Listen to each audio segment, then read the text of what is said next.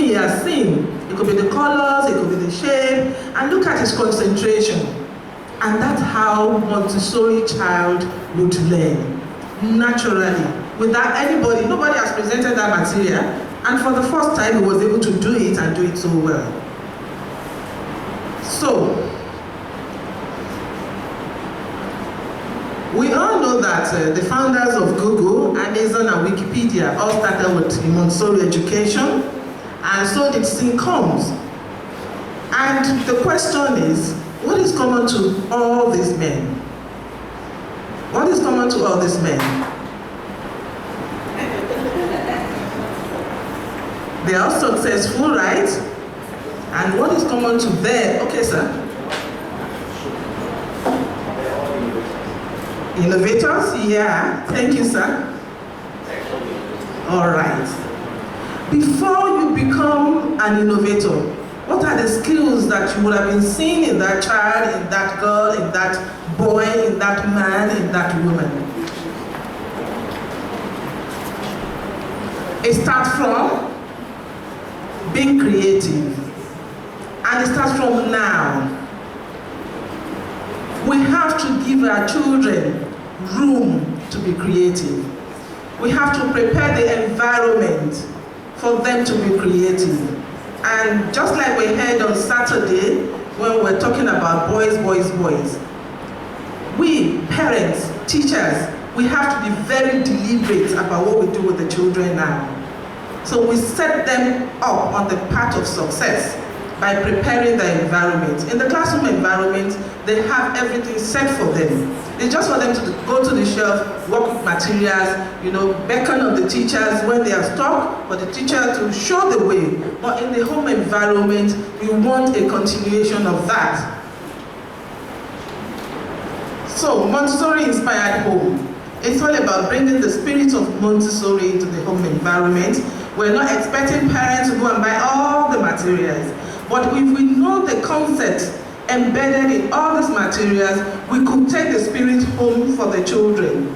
So we'll be looking at the benefits of the 4 areas of the life skills, the preliminary activities and elementary movements, which is the first part of it, the care of self and environment, then we have grace and courtesy. The practical learning exercises help children to function more effectively and efficiently. And research has said, if child is learning, anybody learning a skill, you would have practiced it minimum of 22 times for you to become a little proficient in that. So you introduce an activity to a child at home, you don't expect that the child will get to master it until you give him room to really practice and work with that material or concept or activity. So the Montessori method, like Ms. Brockwood said, she's done a lot of the history, as propounded by Maria Montessori, first female doctor in Italy. And it's basically about unlocking the child's potential. We said it earlier, following the child. The child in our environment will naturally show you the way. I'm ready for this activity. This is where my interest is now. Just show me and I'm ready to go for. All we're meant to do is just to show the child how to do it. Most of the time we just assume that they should know. It doesn't work that way with children. If you want a child to carry a tray of objects from here to there, you have to show the child how to do it. Then you encourage the child, give the child opportunity to practice such activities that you have introduced. It's just like the Chinese proverb, which says, tell me, I forget. You know, the auditive sense is not the strongest sense in the body. You tell, that's why at times you tell a child something, and the next minute the child is forgotten. And you are wondering, but I just told you. Yes. Show me, I remember. Your visual sense, you are bringing that into the child's learning, it's getting better. But until most of the child's senses is involved, they are involved in the child's learning, then understanding will take place. So when we are presenting new concepts, new ideas to the child, we have to ensure that the child is bringing all of his or her senses into play. So the reason they must explore the environment. So we're starting with the preliminary exercises now and elementary movements. What is the gain to the child? It helps them with a sense of order. They know in the classroom environment the way it is laid out, where a particular material is placed on the shelf, and we have one of each material. So they get to work with it and return it to the particular place. Until that is done, the cycle of activity is not completed.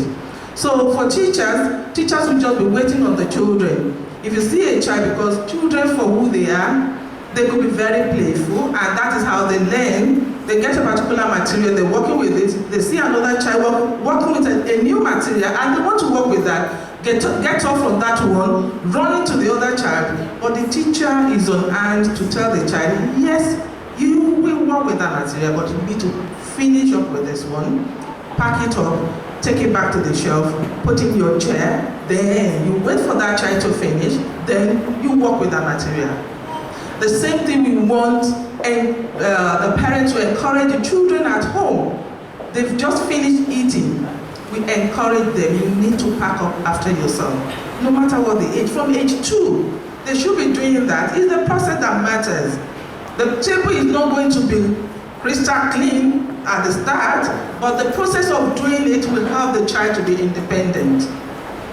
It helps them with their motor control, the fine and gross. As they're carrying materials from one corner of the room to another, the muscles are getting coordinated and strengthened. So as they're doing all this, they are picking material with a pincer grip, with a palmer grip. We are preparing them for academic world. It helps them to attain independence. At a point in time, they get to do some things in their home environment. So you know this is your chore. In the morning, you get up, you sweep your room. It's not going to be very clean. Then the nannies, the helpers at home will finish up when they've left the home for school. But we ensure they do something at home, because in school we have rosters in the classroom. Who gets to do what? On the basis of that, they become stars of the week. So they work well in school, and we get once in a while from parents, but they are not like this at home. It's because they've seen the home as adult environment. They don't have a place in that environment. So we have to be deliberate and begin to look into the home environment. Which area will I give you? Where's your reading corner? Where's your play corner?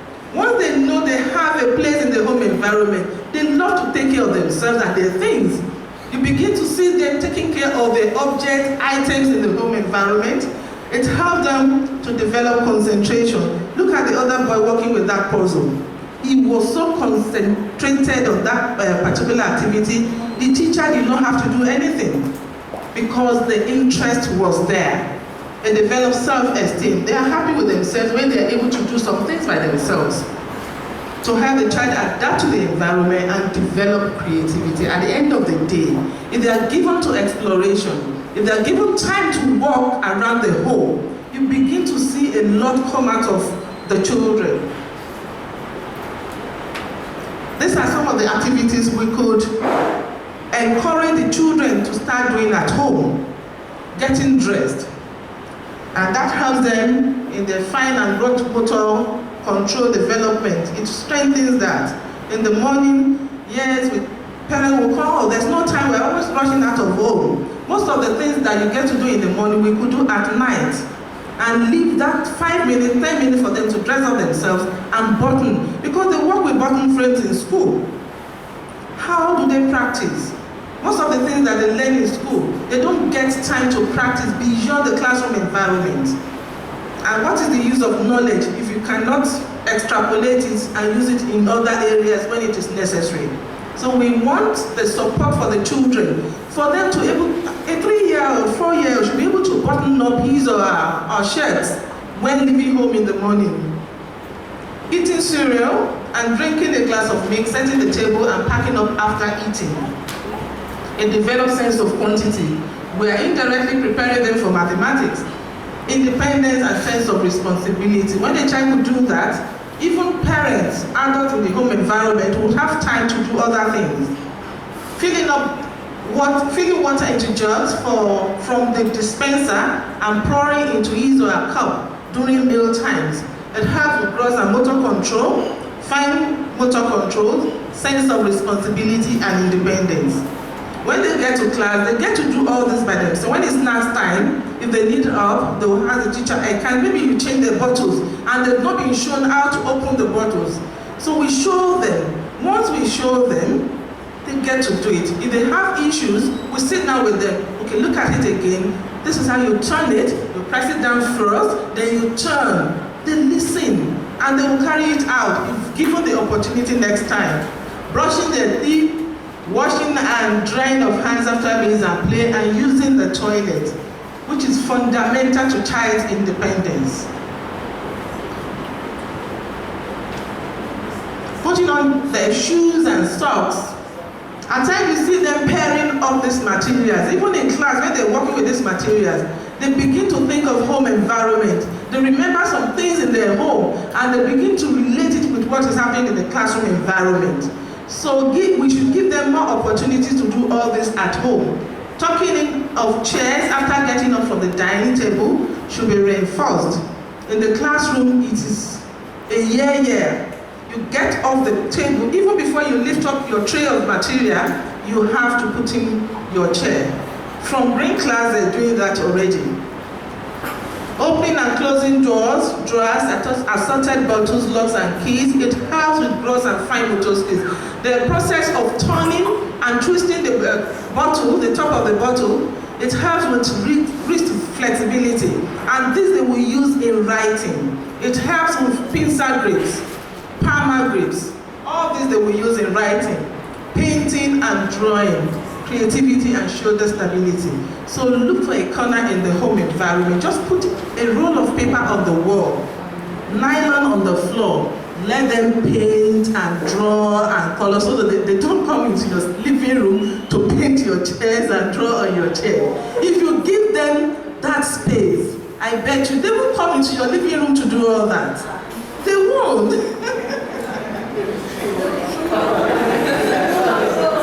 Well, okay, once they come home from school, they pass through the living room to their bedroom, then you lock up your living room. You don't want them to come there. Let them live in their own world.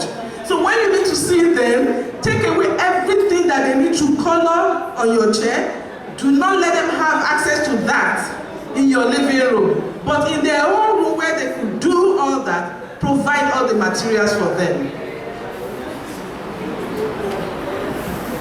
Care of self and environment. The aim is to develop the child's sense of order, concentration, coordination, and independence, just like I said earlier. It prepares them for reading and writing.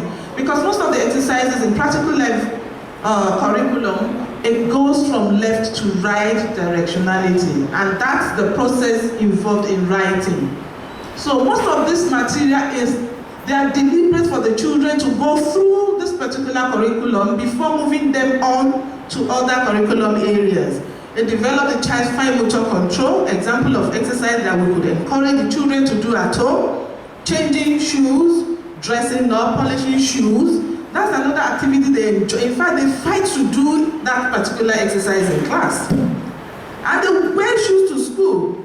Provide, even if it's the brush alone, for them to just brush their shoes in the morning when they are coming to school. Gradually, you are moving them on. Care of hair, care of teeth, sweeping using the broom, dustpan and brush. That is another. I will refuse to get more than one of that. Dustpan and brush, they are always fighting for that. In fact, at times the children will deliberately put some things on the floor for them to have reasons to want to sweep. So if you get that material, your home will be so clean. Use of clothes pegs, it helps with pincer grips. Washing up, scrubbing of tables, it helps with the muscles of the arm, shoulder stability. Look at that child. This child should be in a creche or brain class. Now you're wondering, what is the child sweeping? Look at the way he's holding the broom. It's the process. There's something going on in the child's development. The muscles, their coordination, concentration. You can't teach that directly, but you provide the opportunity for that to happen. So the benefit to the child, it helps with the learning process. When they carry out this activity, they become a lot more responsible and accountable to themselves. They clean up their environment themselves, so they are growing and they are getting matured.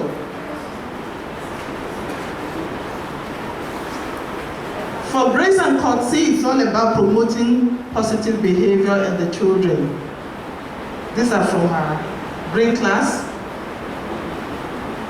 So what is it? It's the grease or oil that makes a group to function properly. At the beginning of the session or term, we sit together as a group, as a family, as a community. We set the rules together with the children. We let them, encourage them to come up with ideas. How could we make our classroom function very well, effectively? You see them come with different rules, we modify some. So after said and done, we print it out and we have it pasted somewhere around our circle time corner. So we get to revise it on a daily basis. So if a child goes through a particular rule, it's even the other children, he's running a class, we are not meant to run. So if we could take that to the home environment, let them set rules to even starting from their room. How do you want your room to look like? What do you want to be doing to support the family?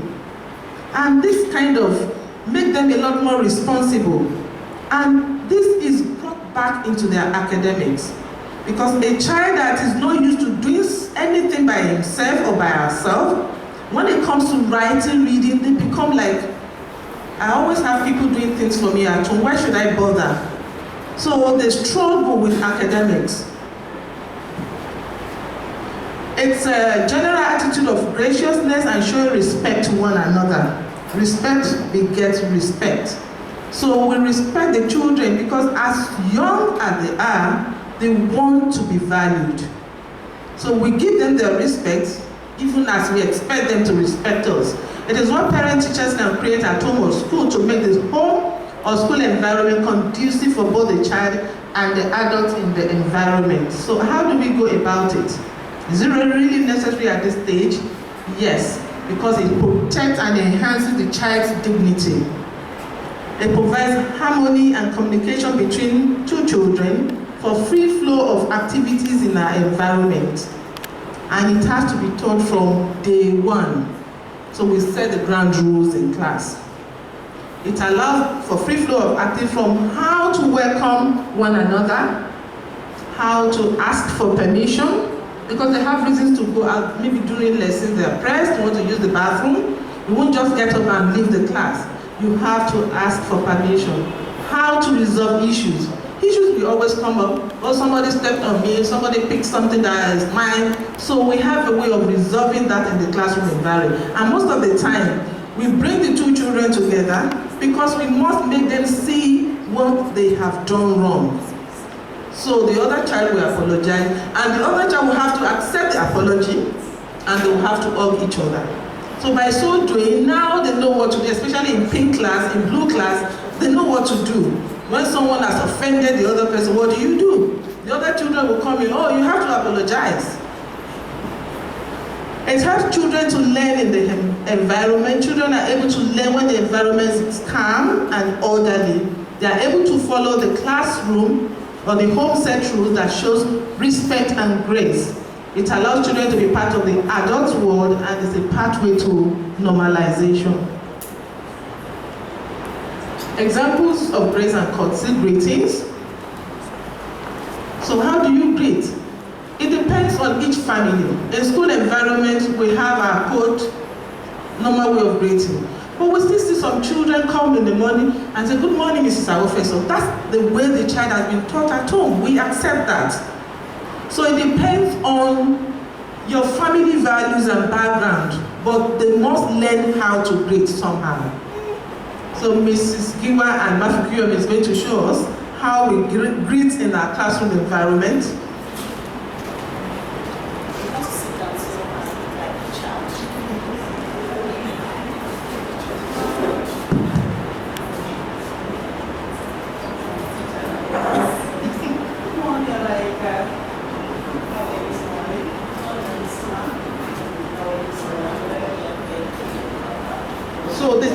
have to bend to make eye contact with the child. Because when we are seen as giants, so when we need to have conversation with the children, we bend down to be at the high level. It is then they will listen to whatever you're saying. But if you are standing far above them, your instruction is not really getting at them. Using the 5 magic words is something that they are familiar with. Would you like to take the song? We have a song that we normally sing with the children.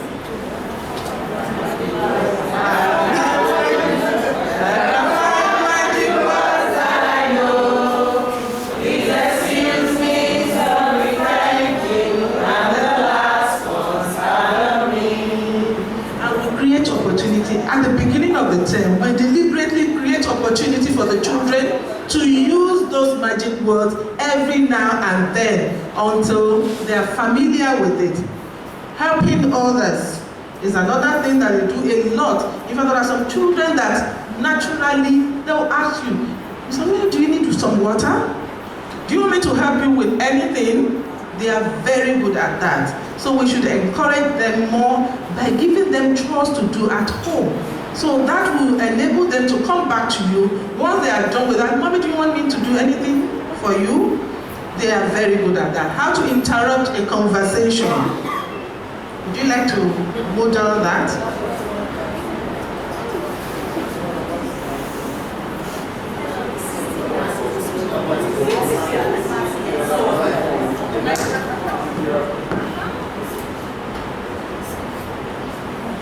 Good morning, Mrs. Zina. How are you? How was work yesterday?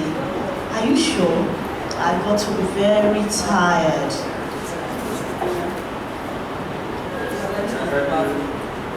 Okay. Yes, the child will tap the teacher's shoulder and wait a few seconds. And the teacher would have to look to the child and listen. So it's a way of just telling them the rules of good behavior. The proper use of the toilet, we encourage them to always flush the toilet after the use. It's not something that is common with children, but until you show them, they wouldn't know what to do. Carrying and tucking the chair, like we said earlier, coughing and nose blowing.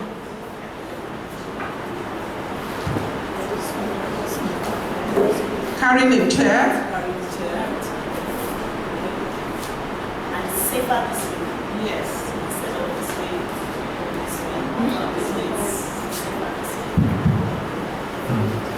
Coughing and nose blowing.